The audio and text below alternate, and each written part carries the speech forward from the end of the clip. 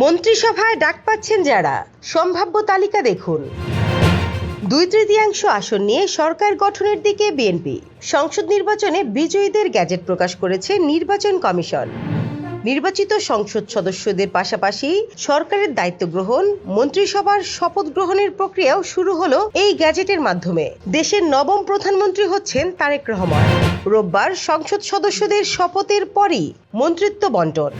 সেই মন্ত্রিত্বের ডাক পেতে পারেন বিএনপির নবনির্বাচিত উচ্চশিক্ষিত প্রার্থীদের কয়েকজন। বিশেষ করে বিতর্কের ঊর্ধ্বে থাকা এবং সংশ্লিষ্ট বিষয়ে বিশেষ জ্ঞান এবং দক্ষতা ও আন্তর্জাতিক নেটওয়ার্ক আছে এমন সংসদ সদস্যদের ডাকবেন তারেক রহমান। বিএনপির একটি সূত্র বলছে, মির্জা ফখরুল ইসলাম আলমগীরকে রাষ্ট্রপতি করা হতে পারে। দলের জন্য তার দীর্ঘ সংগ্রাম ছিল।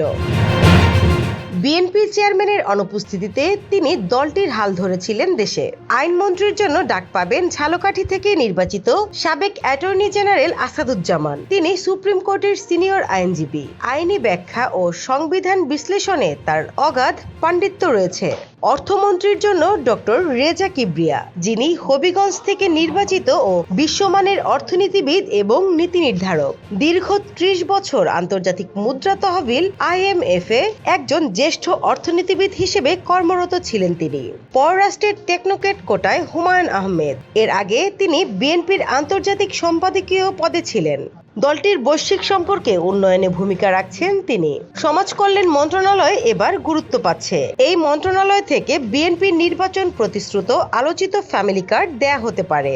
এই মন্ত্রণালয়ে ডাক পেতে পারেন সিরাজগঞ্জ থেকে নির্বাচিত সংসদ সদস্য ডক্টর MA মুহিত। নতুন প্রজন্মের স্বাস্থ্যসেবা ও আধুনিক প্রযুক্তি নির্ভর সমাজসেবা তথা পিছিয়ে পড়া প্রতিবন্ধী জনগোষ্ঠী নিয়ে দেশে বিদেশে কাজের জন্য নন্দিত তিনি। Doctor Muhit London School of Hygiene থেকে PhD এবং UCL থেকে MSc করা একজন আন্তর্জাতিক মানের গবেষক। একই সঙ্গে মানবতার সেবক হিসেবে পরিচিত। তিনি হাজার হাজার মানুষের চোখে আলো ফিরিয়ে দেয়া এক বিশাল কর্মযজ্ঞের নায়ক। 4টি দেশে তিনি সমাজসেবামূলক কাজ এবং বাংলাদেশে 11টি চক্ষু হাসপাতাল ও মা শিশু হাসপাতাল পরিচালনা করছেন। এছাড়া 28টি দেশের 80টি আন্তর্জাতিক সংস্থার একটি বিশাল নেটওয়ার্কের নীতি নির্ধারক হিসেবে তার রয়েছে বিরল প্রশাসনিক অভিজ্ঞতা। তবে অভিজ্ঞদের মধ্যে যাদের নাম জানা যাচ্ছে তারা হলেন স্পিকার হিসেবে ডক্টর আব্দুল মঈন খান, মির্জা আব্বাসকে স্থানীয় সরকার মন্ত্রণালয়, সালাউদ্দিন আহমেদকে সড়ক পরিবহন ও সেতু মন্ত্রণালয়, বাণিজ্য মন্ত্রণালয়ে আমির খসরু মাহমুদ চৌধুরী, গয়েশ্বর চন্দ্র রায় বিদ্যুৎ ও জ্বালানিতে, ইকবাল হাসান মাহমুদ টুকু। এছাড়া পরবর্তী প্রধানমন্ত্রীর রাজনৈতিক উপদেষ্টা হিসেবে স্থায়ী কমিটি এবং নির্বাচন পরিচালনা কমিটির সদস্য নজরুল ইসলাম খানের নাম বিবেচনা করা হচ্ছে। সরকারের গুরুত্বপূর্ণ পদ পাচ্ছেন ডক্টর মাহাদি আমিন ও জাইমা রহমান, এমন আলোচনাও রয়েছে।